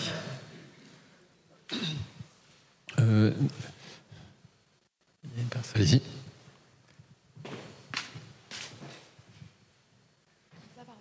Allez-y, choisissez la personne qui a levé la main la première. Bonjour. Bonjour. Merci pour votre intervention. Je voudrais juste revenir sur le thème de l'art. Vous parliez tout à l'heure de l'art et de la science, qui sont des espaces de potentialité infinie. Et là, vous avez indiqué qu'augmenter la connaissance change effectivement le monde. Est-ce que la dimension sensible à travers l'art est purement esthétique, sans cette connaissance, c'est-à-dire sans le savoir, qui va avec, et potentiellement un espace, justement, de changement, transformation du monde? Oui. Alors, à plusieurs niveaux, je dirais, c'est plusieurs idées qui me passent à l'esprit par rapport à cette question-là. La première, c'est que la NASA s'est tellement rendu compte que notre appétence pour l'art est fondamentale dans notre capacité d'imaginer et d'avoir envie de faire de la science, qu'ils ont embauché des artistes peintres pour faire les images de Hubble. Ça s'appelle le Hubble Heritage Project, et c'est un mélange de scientifiques et d'artistes pour utiliser la palette. Et on retrouve d'ailleurs la palette des tableaux, des grands paysages du Grand Ouest américain du 19e siècle dans les images de Hubble. Toutes les couleurs sont fausses, tous les tableaux sont faux. Parce que c'est telle et telle couleur, c'est l'hydrogène, le soufre, l'oxygène, dans une raie particulière, etc. Mais ils se sont rendus compte que dès lors qu'on donnait une dimension artistique, en laissant s'exprimer la dimension artistique tout en respectant la véracité de l'image, on avait justement cette notion de sublime dont parlait Kant. Alors il se trouve qu'il y a une étude qui a été aussi faite en montrant que les scientifiques qui utilisent pertinemment la couleur et la beauté dans leurs articles scientifiques pour les comités de lecture sont plus cités que les autres. Mais ça va plus loin. En 1915, un homme a dit « Le monde dépend trop du point de vue, de la perspective, de la relativité du point de vue. Il faut se libérer de la relativité du point de vue pour avoir une vision plus pure. Et pour ça, il va donner une consistance à l'espace. » Comment s'appelle cet homme? On va dire Albert Einstein. Non, c'est Georges Braque. C'est-à-dire qu'au moment où Einstein s'aperçoit que pour se libérer de la perspective imposée, c'est-à-dire que le fait que le temps s'écoule selon le point de vue, que la gravité dépend du point de vue, au même moment, Georges Braque et Picasso vont vouloir se libérer de la perspective classique, de point de vue imposé, et pour transcender ça, pour avoir une vision de la nature dans sa réalité, ils n'ont pas d'autre alternative que de concrétiser matériellement l'espace avec le cubisme et à lui donner substance et forme. Ils vont même un cran plus loin, parce qu'ils disent qu'il est granulaire. Ça, c'est ce qui s'appelle la théorie de la gravité quantique à boucle, que des gens essayent de tester. Mais il rend physique l'espace, ce qui était complètement dingue à cette époque-là. Il le fait au même moment par l'art. Emmanuel Kant, c'est un philosophe, c'est encore une autre dimension. Par sa philosophie, comprend que le système solaire est né par la rotation d'une nébuleuse qui va s'aplatir, qui va coaguler, que nous habitons dans une galaxie qui tourne, mais qu'elle est tellement grande qu'on ne la voit pas tourner. Il comprend qu'il y a d'autres univers, etc. Un truc complètement dingue à son époque, par son imaginaire. Et donc, en déployant l'imaginaire, que ce soit à travers l'art ou à travers la philosophie, on se libère des limites qui sont les fameux obstacles épistémologiques dont parlait Bachelard, et qu'on ne peut pas casser à coups de marteau. pour moi, la meilleure façon de s'en libérer, c'est d'aborder le monde avec un double regard. C'est ce que j'appellerais moi une schizophrénie positive. Et cet apport de l'art ou d'une autre façon de regarder le monde, comme celui des Indiens dont je parlais, qui est d'aller faire émerger notre différence, ça peut nourrir le chercheur. Voilà. Une question à l'avant, là aussi, si vous voulez. Bonjour. J'ai une question très pragmatique. Travaillez-vous uniquement avec les astrophysiciens? J'espère que non. Et si c'est le cas, en quoi le mélange des disciplines et la pluridisciplinarité vous permet d'ouvrir votre regard et donc de nourrir l'imaginaire dont vous venez d'évoquer l'importance? Alors là, vous allez vous dire qu'il est vraiment pas sérieux, le mec. Je travaille avec un ami qui est magicien. On fait des spectacles. Parce qu'en fait, je me suis rendu compte d'une chose. C'est qu'une bonne partie des choses qu'on raconte en physique est un peu difficile à croire. Et donc, ce qu'on fait, c'est qu'il fait des tours de magie.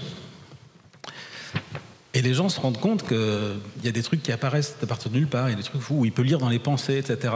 Et on explique bien à chaque fois, attention, c'est de la magie, il y a un truc. Hein, on fait pas. Et puis moi, je raconte des choses qui sont liées à ça, mais qui sont de la science. Et je m'apparais toujours de cette vieille dame qui est venue me voir un jour dans un village au nord de Paris, enfin, dans la banlieue nord de Paris. Elle m'a dit, mais dites-moi, monsieur, le magicien, bon, je comprends, il a des trucs, bon, d'accord. Mais vous, ce que vous avez dit, c'est vrai? Ah, je dis, bah oui, c'est ce que dit la science, c'est vrai. Ah, mais alors, moi, je vais pas dormir cette nuit. Et je suis plus la même que celle que j'étais en rentrant dans cette salle. Et là, je me suis rendu compte que l'appétence pour les mystères, pas l'accumulation de réponses qu'on peut donner habituellement dans la conférence scientifique, pouvait être nourrie par leur rencontre de ces deux dimensions, par exemple avec la magie. Parce qu'ils étaient dans une autre perspective. Tout était possible. Puisqu'on peut faire apparaître un éléphant dans l'air ou n'importe quoi, alors tout est possible. Même, un truc complètement dingue, même ce que dit que la physique. Parce que c'est ça qui est fou dans la physique. C'est pour ça qu'il y a une recrudescence de platistes. Et toutes sortes de gens parce que pourquoi? Parce que la physique est plus dingue que ce que disent d'autres. Donc ils disent c'est pas possible. Et donc eux, ils sont plus terre à terre. La Terre est plate, etc., etc. Et ils ont des bonnes raisons d'y croire. Parce qu'effectivement, si on veut être con, c'est facile. Mais voilà. Donc voilà, je travaille avec un magicien. Je travaille avec un ami qui est neurobiologiste. Donc voilà, lui, c'est aussi un fou furieux. Il a transcrit la pensée en musique. C'est-à-dire qu'il a pris... Il y a des neurones excitateurs et des neurones inhibiteurs. Les inhibiteurs, ils ont des rythmes un peu plus réguliers. Poum, poum, poum, comme ça. Les excitateurs, c'est blip, blip, blip, comme ça. Donc il a pris du xylophone pour les petits blips, etc. Et quand il vous fait écouter la musique de vous quand vous pensez, c'est monstrueux. C'est une vraie musique. Et après, il vous fait écouter éveillé quand vous dormez et quand vous rêvez. Et ça l'a conduit à cette phrase, l'éveil est un rêve modulé par les sens. Quand je disais tout à l'heure un petit peu de sens. Et c'est extraordinaire. Quand vous rêvez, vous avez la même musique. Tout est exactement comme ce que vous voyez quand vous êtes éveillé, à quelques pourcents près, qui sont ces fameux stimuli. Et donc effectivement, la croisée des regards, pour moi, ça c'est fondamental. Ça c'est vraiment fondamental. Maintenant, vous dire, on ne l'utilise pas sciemment, mais par exemple, voilà, quand j'écris un bouquin, je me mets dans la peau. Dernier exemple. Pour vous montrer à quel point, même si on se dit que c'est bien de ne pas avoir de blocage, on vient avec nos blocages.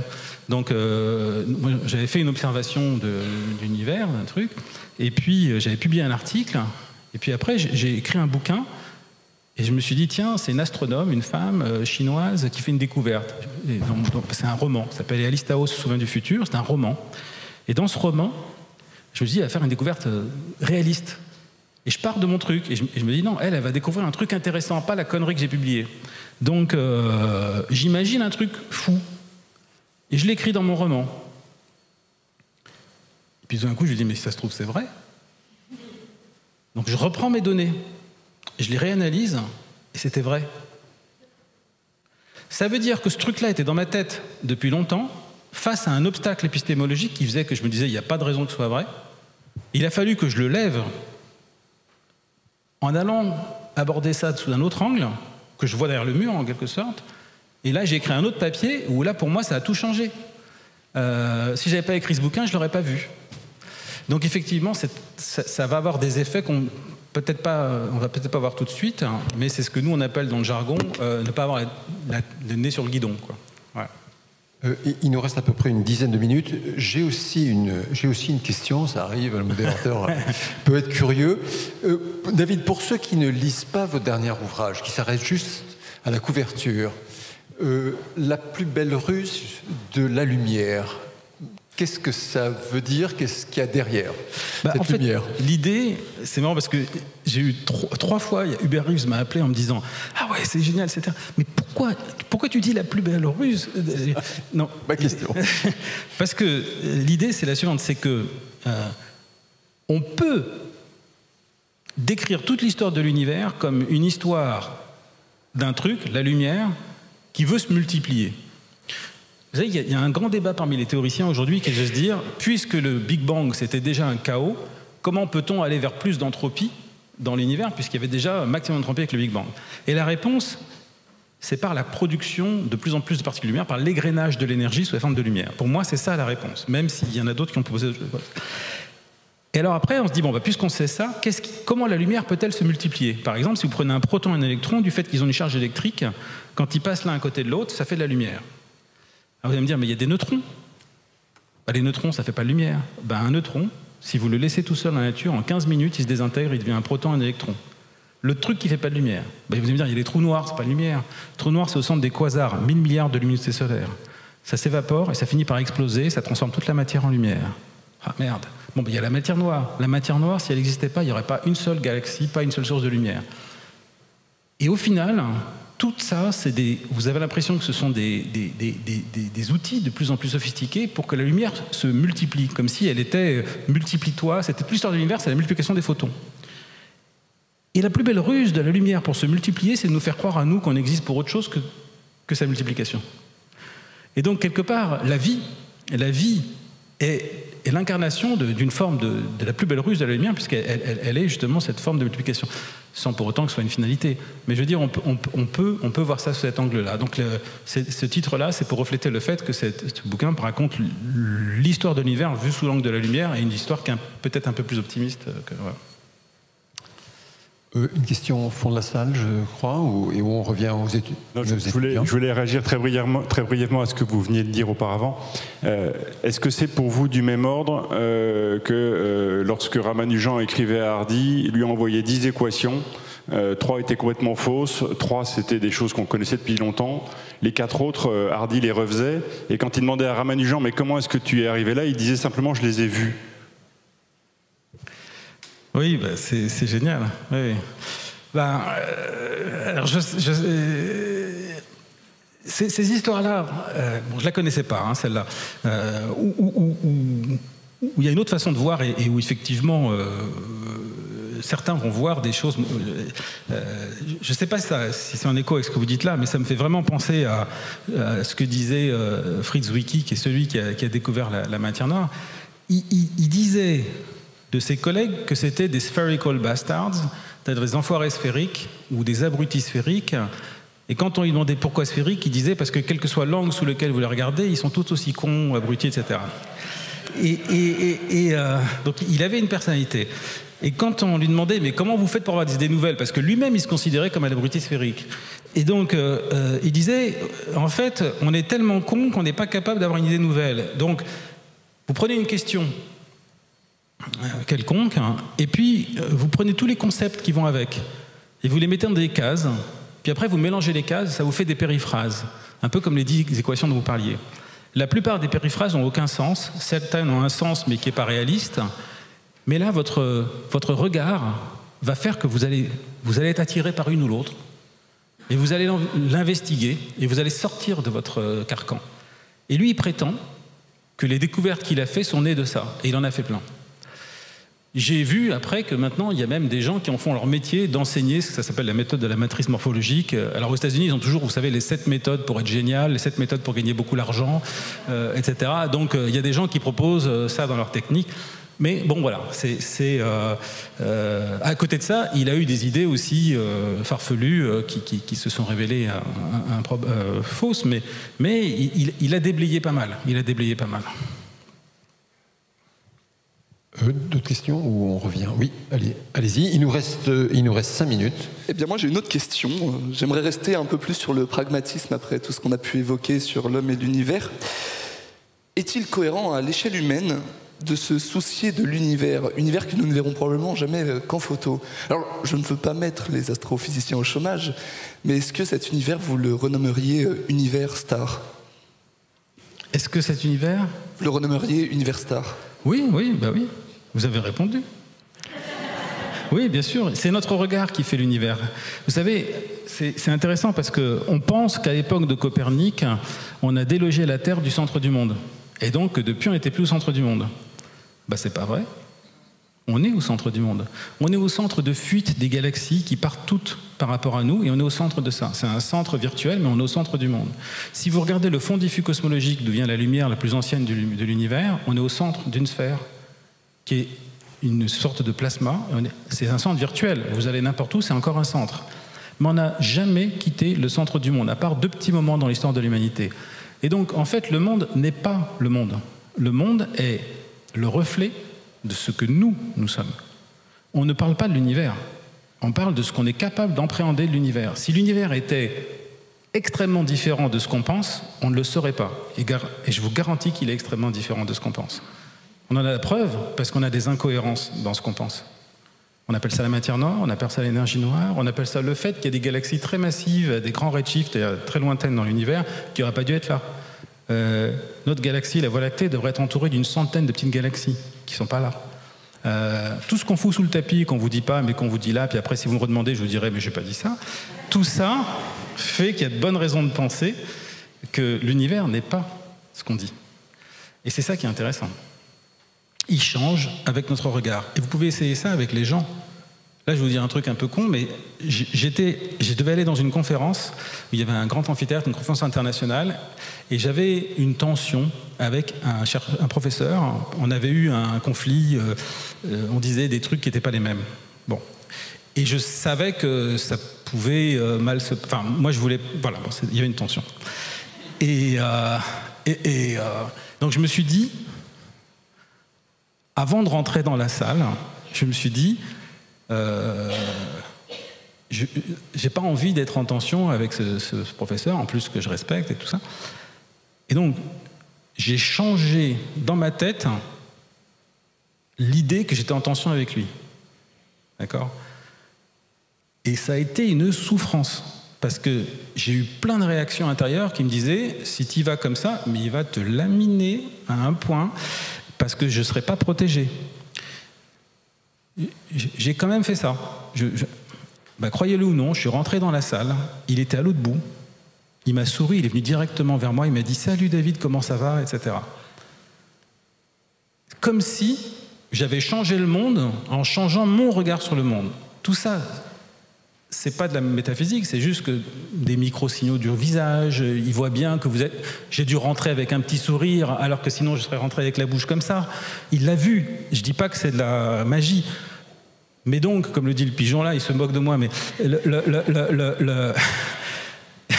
dit, oui, qu'est-ce que tu roucoules? mais n'empêche que notre regard change le monde. Et c'est ce qui s'est passé dans toute l'histoire de l'univers. C'est ça qui est extraordinaire. C'est pour ça qu'on peut soit se dire qu'on est dans un monde qui est en train de se finir et c'est la fin du monde, soit changer notre regard dans un premier temps. Ça ne veut pas dire qu'il ne faut pas agir, hein, mais c'est fondamental de changer notre regard et d'avoir une vision qui soit cohérente à une échelle globale. Et c'est pour ça que la science, à mon sens, elle apporte quelque chose qui est utile pour aider dans cette direction-là. Nous arrivons malheureusement à la fin. Merci beaucoup David.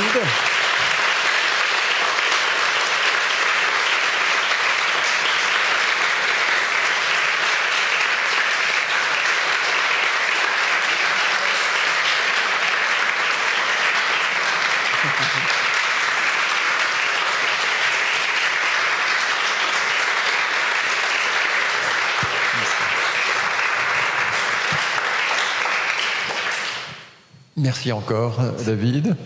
Malgré l'émergence du pigeon, nous avons bien suivi. À la prochaine conférence. Merci. Merci à tous.